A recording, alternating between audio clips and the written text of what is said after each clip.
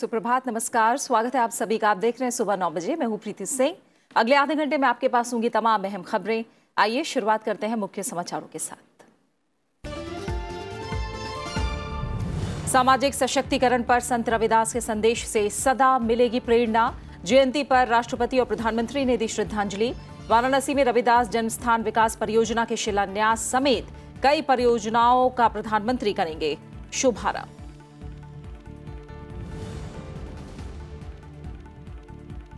महाराष्ट्र में गठबंधन के बाद अब बीजेपी की तमिलनाडु में गठबंधन की तैयारी। एआईएडीएमके के साथ गठबंधन का आज हो सकता है ऐलान। महाराष्ट्र में लोकसभा के 48 में से 25 सीटों पर बीजेपी और 23 पर लड़ेगी शिवसेना। विधानसभा चुनाव में बराबर सीटों पर लड़ने को लेकर बनी सहमति।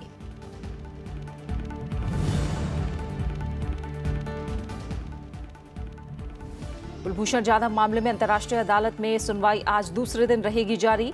पहले दिन भारत ने पाकिस्तान पर वियना कन्वेंशन के उल्लंघन का लगाया आरोप। न्यूनतम मानकों को पूरा करने में नाकाम रही पाकिस्तानी सैन्य अदालत के फैसले को गैर कानूनी घोषित करने की मांग।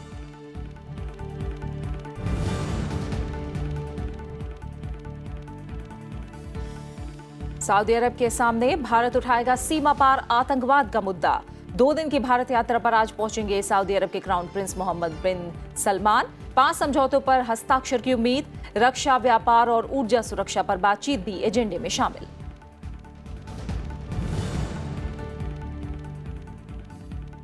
और भारत में आज दिखेगा साल का सबसे बड़ा चांद। रात 9:23 पर सुपर स्नो मून का होगा दीदार। माघी पूर्णिमा पर प्रयागराज कुंभ का 5वां स्नान। लाखों श्रद्धालु लगा रहे हैं आस्था की डुबकी। प्रधानमंत्री नरेंद्र मोदी आज अपने संसदीय क्षेत्र वाराणसी का दौरा करने वाले हैं। वहां वो कई विकास परियोजनाओं का अनावरण करेंगे। प्रधानमंत्री गोवर्धनपुर में गुरु रविदास जन्मस्थान मंदिर में गुरु रविदास जन्मस्थान विकास परियोजना का शिलान्यास करेंगे। वो एक जनसभा को भी संबोधित करेंगे। प्रधानमंत्री वाराणसी में डीजल लोकोमोटिव वर्क्स में डीजल से बिजली में परिवर्तित पहले इंजन को झंडी दिखाकर रवाना करेंगे। इसके अलावा प्रधानमंत्री नरेंद्र मोदी लोकोमोटिव का अवलोकन करेंगे और प्रदर्शनी का दौरा भी करेंगे। डीजल लोकोमोटिव वर्क्स ने 2 डीजल इंजनों को 10,000 अश्वशक्ति वाले दोहरे इलेक्ट्रिक WAGC 3 लोकों में परिवर्तित किया है। ये मेक इन इंडिया पहल के तहत भारतीय अनुसंधान और विकास नवाचार के जरिए किया गया है। परिवर्तित इंजनों से ग्रीन हाउस गैस उत्सर्जन कम होगा और भारतीय रेल के लिए कारगर इंजन तैयार होगा। प्रधानमंत्री बनारस हिंदू विश्वविद्यालय में नवनिर्मित मदन मोहन मालवीय कैंसर केंद्र का उद्घाटन करेंगे। यह अस्पताल उत्तर प्रदेश, झारखंड, बिहार, उत्तराखंड समेत नेपाल जैसे पड़ोसी देशों के मरीजों को सस्ता कैंसर उपचार प्रदान करेंगे। प्रधानमंत्री होमी भाभा कैंसर अस्पताल लहरतारा का भी उद्घाटन करेंगे। इन दोनों कैंसर अस्पतालों के उद्घाटन के जरिए वाराणसी कैंसर संबंधी बीमारियों के बेहतर उपचार के लिए महत्वपूर्ण केंद्र बन जाएगा। प्रधानमंत्री पहले नए भाभाट्रॉन प्रिसिजन टेक्नोलॉजी का लोकार्पण करेंगे। वो बनारस हिंदू विश्वविद्यालय में पंडित मदन मोहन मालवीय की प्रतिमा और वाराणसी घाटों के भित्ति चित्रों का अनावरण करेंगे। साथ ही वो विश्वविद्यालय में PMJY आयुष्मान भारत के लाभार्थियों से बातचीत करेंगे। इसके बाद वाराणसी में औरेगांव में प्रधानमंत्री कई विकास परियोजनाओं का उद्घाटन करेंगे, जिनका उद्देश्य वाराणसी और आसपास के क्षेत्रों में स्वास्थ्य और दूसरी सुविधाओं को बढ़ावा देना है। वो विभिन्न योजनाओं के लाभार्थियों को प्रमाण पत्र प्रदान करेंगे। साथ ही दिव्यांगजनों को सहयोगी उपकरण भी वितरित करेंगे और इसके बाद प्रधानमंत्री एक जनसभा को भी संबोधित करेंगे।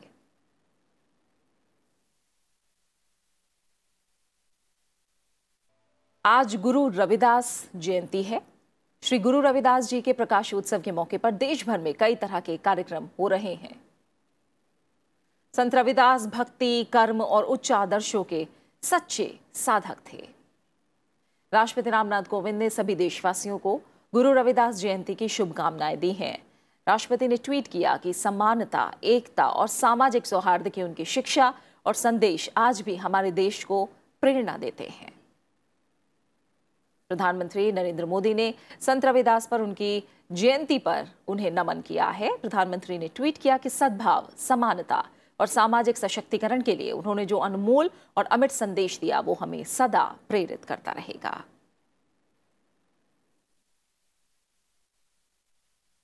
महाराष्ट्र में गठबंधन के बाद अब बीजेपी की तमिलनाडु में गठबंधन की तैयारी में है और लोकसभा चुनाव को लेकर राज्य में बीजेपी और एआईएडीएमके के बीच गठबंधन का आज ऐलान हो सकता है। सूत्रों के मुताबिक बीजेपी राष्ट्रीय अध्यक्ष अमित शाह और तमिलनाडु बीजेपी प्रभारी पीयूष गोयल आज चेन्नई पहुंचेंगे, जहां वो तमिलनाडु के मुख्यमंत्री पलनीसामी और उप मुख्यमंत्री पनीरसेल्वम से मुलाकात करेंगे। इस मुलाकात के बाद दोनों दलों के नेता प्रेस कॉन्फ्रेंस कर सकते हैं। बीजेपी एआईएडीएमके की गठबंधन में पीएमके, डीएमडीके, पीटी, केएनएमके, आईजेके और पीएनके यानी कुल 8 पार्टी शामिल हो सकती हैं। दोनों पार्टियां अपने हिस्से में से सहयोगी छोटी पार्टियों को भी सीटें देंगी।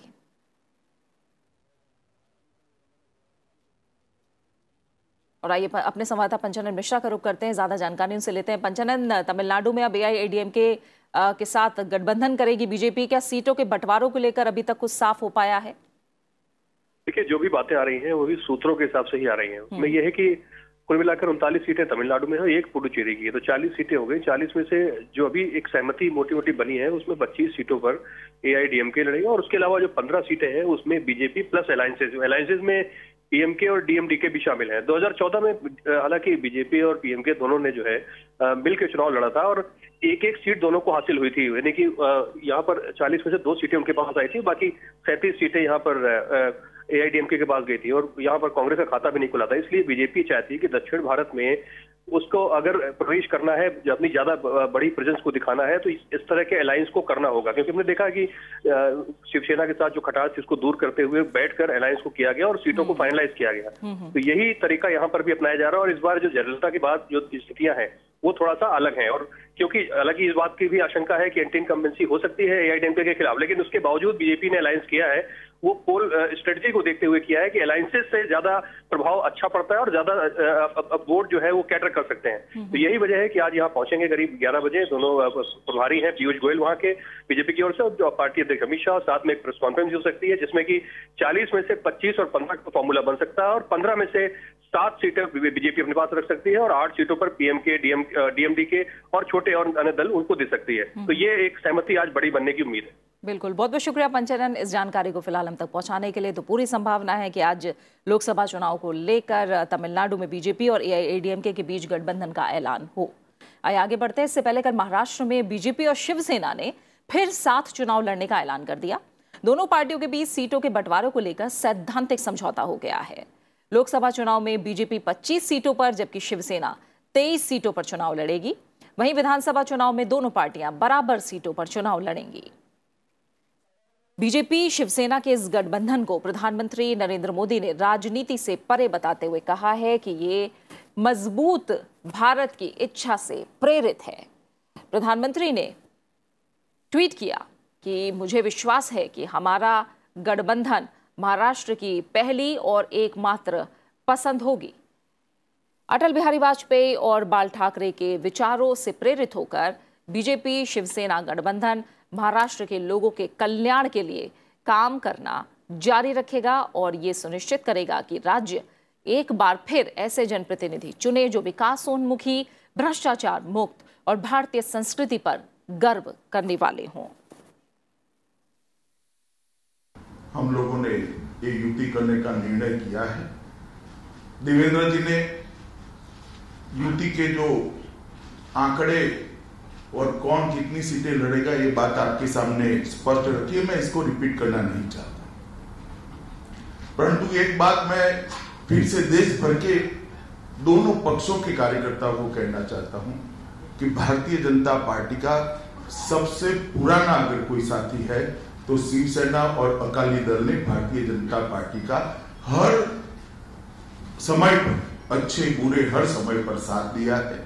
और मुझे आनंद है कि जो थोड़ा मनमुटाव बीच में हुआ था, हालांकि हम सरकार में साथ में ही थे, दोनों सरकार में, परंतु जो थोड़ा मनमुटाव था आज यहीं इसी टेबल पर इसी क्षण सारा मनमुटाव समाप्त कर दोनों पार्टियां एक साथ आगे बढ़ने का निर्णय किया है। भारतीय जनता पार्टी शिवसेना लोकसभा और विधानसभा दोनों चुनाव साथ में लड़ेगी।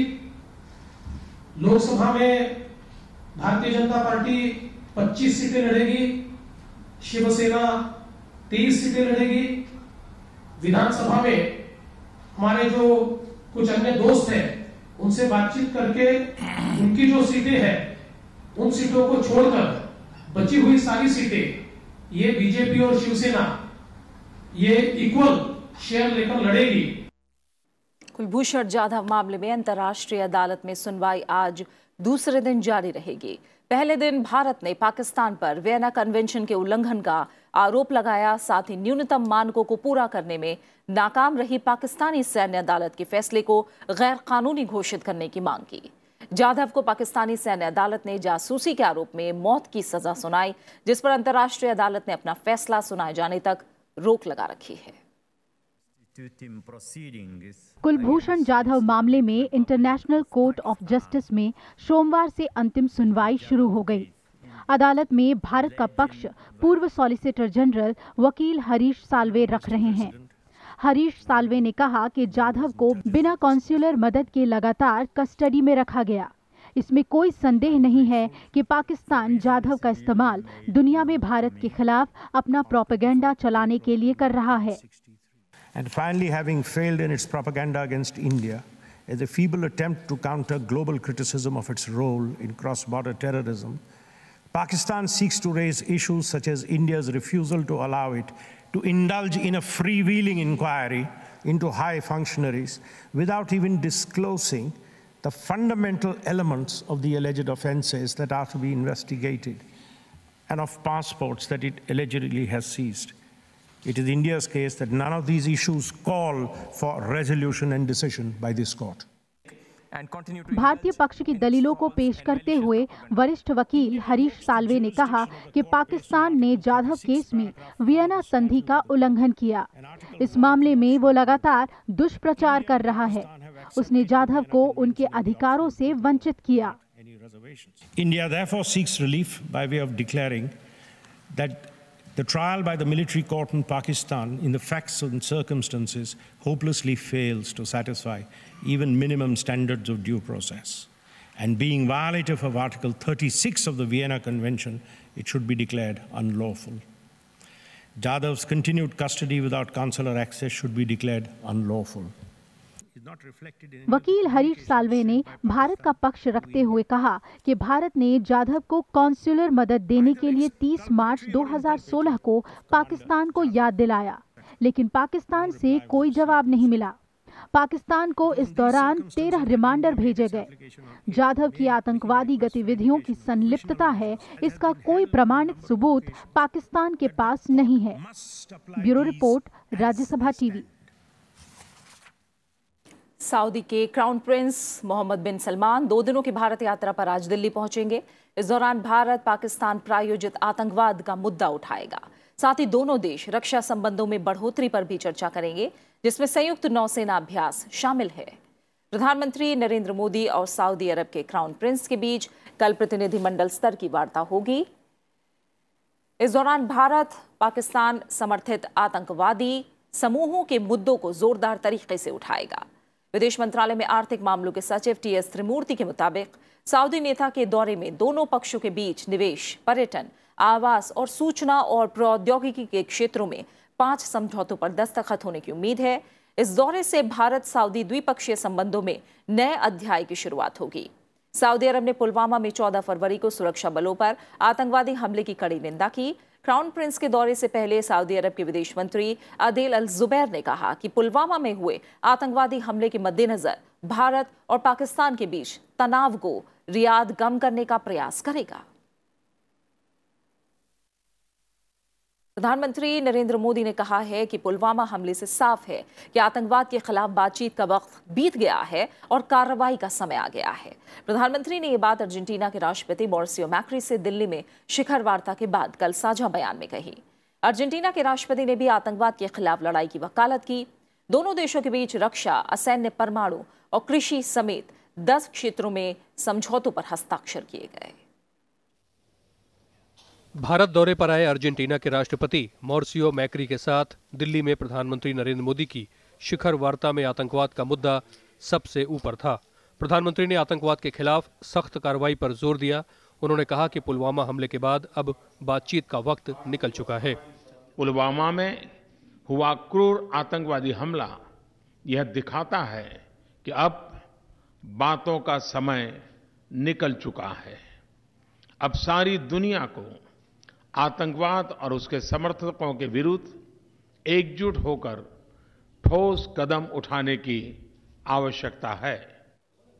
प्रधानमंत्री ने कहा कि जो देश आतंकवाद के खिलाफ कार्रवाई से हिचक रहे हैं वो एक तरह से इसे बढ़ावा दे रहे हैं। उन्होंने आतंकवाद से निपटने के लिए वैश्विक स्तर पर हैम्बर्ग डिक्लेरेशन को फौरन लागू करने की जरूरत बताई। G20 देशों के तौर पर यह भी महत्वपूर्ण है कि हम आतंकवाद का मुकाबला करने पर हैम्बर्ग लीडर स्टेटमेंट के 11 सूत्री एजेंडा को कार्यान्वित करें। इस संबंध में यह महत्वपूर्ण है कि हम दोनों देश आतंकवाद के खिलाफ एक स्पेशल डिक्लेरेशन आज अपनी बातचीत के बाद जारी कर रहे हैं। अर्जेंटीना के राष्ट्रपति ने भी पुलवामा हमले की कड़ी निंदा की और आतंकवाद के मसले पर भारत के रुख का समर्थन किया।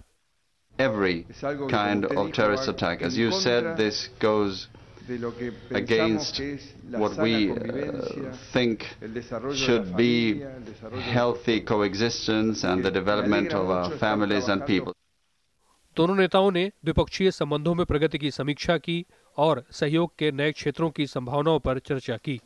प्रतिनिधि मंडल स्तर की वार्ता के बाद दोनों देशों के बीच शांतिपूर्ण उद्देश्यों के लिए परमाणु ऊर्जा, अंतरिक्ष, रक्षा, कृषि, पर्यटन के क्षेत्र समेत 10 समझौतों पर हस्ताक्षर किए गए। इससे पहले सुबह राष्ट्रपति भवन में अर्जेंटीना के राष्ट्रपति का पारंपरिक स्वागत किया गया।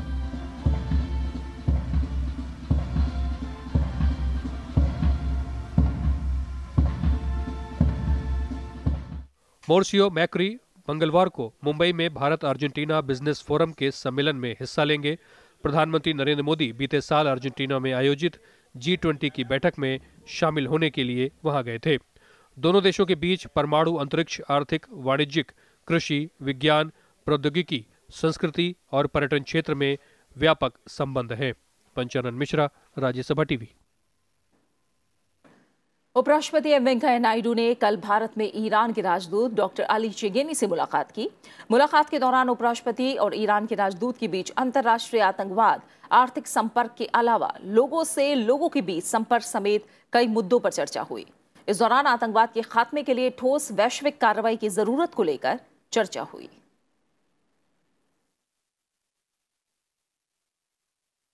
भारत और मोरक्को ने आतंकवाद के खिलाफ मिलकर लड़ने का समझौता किया है। विदेश मंत्री सुषमा स्वराज ने मोरक्को यात्रा के दौरान राजधानी रबात में दोनों देशों के बीच 4 समझौतों पर हस्ताक्षर किए।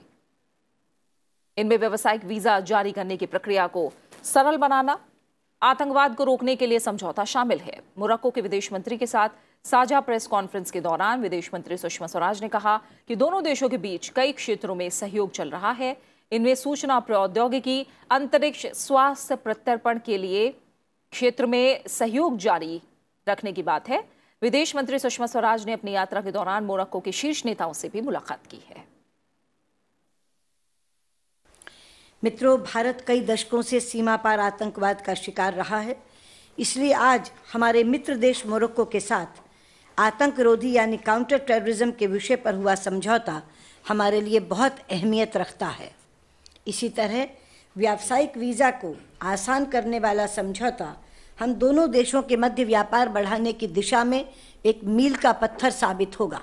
हमारे बीच द्विपक्षीय कारोबार ये प्रदर्शित करता है कि दोनों देशों के बीच व्यापार वृद्धि की अपार संभावनाएं हैं। मोरक्को के बाद अपनी यात्रा के अगले चरण में स्पेन पहुंची विदेश मंत्री सुषमा स्वराज ने राजधानी मैड्रिड में भारतीय समुदाय को संबोधित किया। उन्होंने भारतीय समुदाय के लोगों से कहा कि भारत में असीम संभावनाएं हैं।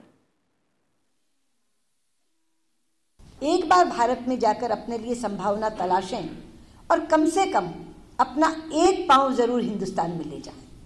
यानी अगर बेटा यहाँ रहना चाहता है तो पिता जाए, अगर पिता रहना चाहता है तो बेटा जाए, क्योंकि संभावनाएं दोनों उम्र के लोगों के लिए, नए बच्चे के लिए भी हैं और बड़े बूढ़ों के लिए भी हैं। एक दावतनामा लेकर आई हूँ, एक न्योता दे रही हूँ आपको, जिस हिंदुस्तान को बरसों बरस पहले आपने छोड़ा। ये मैं PIOs से बात कर रही हूँ, पीपल ऑफ इंडियन ओरिजिन। लेकिन जहाँ तक NRIs का सवाल है, वो बाद में आए हैं, वो यहाँ की संभावनाएं देख कर आए हैं। लेकिन उन्हें भी मैं कहना चाहती हूँ कि जो चीज़ें या जिस क्षेत्र में आज आप यहाँ काम कर रहे हैं, वही संभावनाएं भारत में भी हैं। आप ज़रूर यहाँ रहिए, क्योंकि आप तो सब इंडियन पासपोर्ट होल्डर हैं, और आज इंडियन पासपोर्ट तो सबका सुरक्षा कवच है। RBI ने मौजूदा वित्त वर्ष में सरकार को 28,000 करोड़ रुपए का अंतरिम लाभांश देने का फैसला किया है। केंद्रीय बैंक के निदेशक मंडल की कल हुई बैठक में यह निर्णय लिया गया। बैंक ने एक बयान में कहा कि सीमित ऑडिट और वर्तमान आर्थिक पूंजी मसौदे की समीक्षा के बाद निदेशक मंडल ने 31 दिसंबर 2018 को समाप्त छमाही के लिए अंतरिम अधिशेष के रूप में केंद्र सरकार को 28,000 करोड़ रुपए हस्तांतरित करने का फैसला लिया है। बैठक में RBI बोर्ड ने मौजूदा आर्थिक स्थिति, वैश्विक और घरेलू चुनौतियों और बैंक के कामकाज से जुड़े अन्य विशेष क्षेत्रों की भी समीक्षा की गई है। अब महिलाएं किसी भी आपात स्थिति में 112 यानी 112 हेल्पलाइन नंबर डायल करके तत्काल सहायता हासिल कर सकेंगी। किसी भी मोबाइल पर इस ऐप को डाउनलोड करके महिला आपात स्थिति में मदद की गुहार लगा सकती हैं। गृह मंत्री राजनाथ सिंह ने महिला सुरक्षा से जुड़ी विभिन्न पहलों का शुभारंभ आज करेंगे। इनमें 16 राज्यों और केंद्र शासित प्रदेशों में इमरजेंसी रिस्पांस सपोर्ट सिस्टम को शुरू करना, investigation tracking system for sexual offences और सुरक्षित शहर कार्यान्वयन निगरानी पोर्टल भी शामिल है। जिन 16 राज्यों और केंद्र शासित प्रदेशों में ये प्रणाली शुरू की जा रही है, उनमें आंध्र प्रदेश, उत्तराखंड, पंजाब, केरल, मध्य प्रदेश, राजस्थान, उत्तर प्रदेश, तेलंगाना, तमिलनाडु, गुजरात, पुदुचेरी, लक्षद्वीप, अंडमान, दादर नागर हवेली, दमन और दीव और जम्मू कश्मीर शामिल हैं। वहीं केंद्रीय कानून मंत्री रविशंकर प्रसाद आज tele law mobile application launch करेंगे। साथ ही वो न्याय बंधु ऐप का भी शुभारंभ करेंगे। प्रवर्तन निदेशालय रॉबर्ट वाड्रा को लंदन की 19 लाख पाउंड कीमत वाली एक संपत्ति के धनशोधन मामले में आज पूछताछ के लिए दोबारा समन भेजा गया है। वाड्रा से दिल्ली के जामनगर हाउस स्थित ईडी के दफ्तर में पूछताछ होगी। लंदन में स्थित कई बेनामी संपत्तियों के मामले में ईडी ने मनी लॉन्ड्रिंग के आरोप में मामला दर्ज किया था। संजय भंडारी के साथ कारोबारी रिश्ते और उससे मिले प्रॉफिट के मसले पर भी ईडी पूछताछ करेगी। हालांकि ईडी फिलहाल रॉबर्ट वाड्रा को गिरफ्तार नहीं कर सकती है, क्योंकि कोर्ट की तरफ से उन्हें 2 मार्च तक अंतरिम जमानत मिली हुई है। भारत में आज सुपर स्नो मून दिखाई देगा, यानी साल का सबसे बड़ा चांद दिखेगा। चंद्रमा सामान्यतः पूर्णिमा में दिखने वाले आकार से बड़ा दिखेगा। चंद्रमा पृथ्वी से 3,61,740 किलोमीटर या इससे कम दूरी पर आ जाता है तो वो सुपर मून कहा जाता है। आज का सुपर मून साल का सबसे नजदीकी होगा। भारतीय समय अनुसार चांद 9:23 पर दिखाई देगा। इस रात चंद्रमा 14% बड़ा और 30% तक ज्यादा चमकीला और 27,554 किलोमीटर करीब होगा। प्रयागराज में कुंभ मेले में माघी पूर्णिमा के अवसर पर आज 5वां शाही स्नान किया जा रहा है। स्नान के लिए श्रद्धालु बड़ी मात्रा में कुंभ नगरी में पहुंच रहे हैं। मेला प्रशासन ने श्रद्धालुओं के 8 किलोमीटर के क्षेत्र में 40 घाटों पर स्नान की तैयारियां की हैं। प्रशासन की तरफ से श्रद्धालुओं की सुविधा और सुरक्षा को लेकर व्यापक इंतजाम किए गए हैं। यहां चप्पे चप्पे पर सुरक्षाकर्मी तैनात किए गए हैं। और अब बात खेलों की। बुल्गारिया की सोफिया में स्ट्रांजा मेमोरियल टूर्नामेंट में 4 भारतीय मुक्केबाज फाइनल में पहुंच गए हैं। मुक्केबाज अमित पंघाल समेत 3 भारतीय महिला मुक्केबाज आज स्वर्ण पदक के लिए फाइनल मुकाबला खेलेंगी। मुक्केबाज अमित पंघाल 49 किलोग्राम भार वर्ग में फाइनल मुकाबला खेलेंगे। निखत जरीन 51 किलोग्राम भार वर्ग में, मंजू रानी 48 और मीना कुमारी देवी 54 किलोग्राम वर्ग में फाइनल में आज स्वर्ण पदक जीतने के लिए रिंग में उतरेंगी। छत्रपति शिवाजी महाराज की आज जयंती है। उनका जन्म 19 फरवरी 1630 में मराठा परिवार में हुआ। उनका पूरा नाम शिवाजी भोसले था। छत्रपति शिवाजी को मराठा साम्राज्य का संस्थापक माना जाता है। दादाजी कोंडदेव से उन्होंने घुड़सवारी, तीरंदाजी और निशानेबाजी की शिक्षा ली थी। शिवाजी ने मुगलों के खिलाफ जंग लड़ी और मराठियों के लिए अनेकों कार्य किए। छत्रपति शिवाजी को कुशल रणनीतिकार माना जाता था। युद्ध कला में उन्होंने कई प्रयोग किए, जिससे कई युद्ध भी जीते। उपराष्ट्रपति वेंकैया नायडू ने छत्रपति शिवाजी महाराज की जन्म जयंती पर श्रद्धांजलि दी है। उपराष्ट्रपति ने ट्वीट किया कि छत्रपति शिवाजी को पराधीनता स्वीकार नहीं थी। उन्होंने स्थानीय युवाओं को संगठित करके युद्ध की नई पद्धति अपनाई और दक्कन के बड़े क्षेत्र को पराधीनता से मुक्त कराकर शक्तिशाली मराठा साम्राज्य की नींव रखी। छत्रपति शिवाजी के संघर्ष ने भारत के इतिहास को गौरवान्वित किया। प्रधानमंत्री नरेंद्र मोदी ने भी छत्रपति शिवाजी महाराज की जयंती पर उन्हें नमन किया है। प्रधानमंत्री ने शिवाजी को सत्य और न्याय का योद्धा बताते हुए एक आदर्श शासक बताया। और इसी के साथ फिलहाल सुबह 9 बजे की खबरों में मेरे साथ इतना ही। ब्रेक के बाद विशेष में देखिए डिजिटल गैंगस्टर। नमस्कार।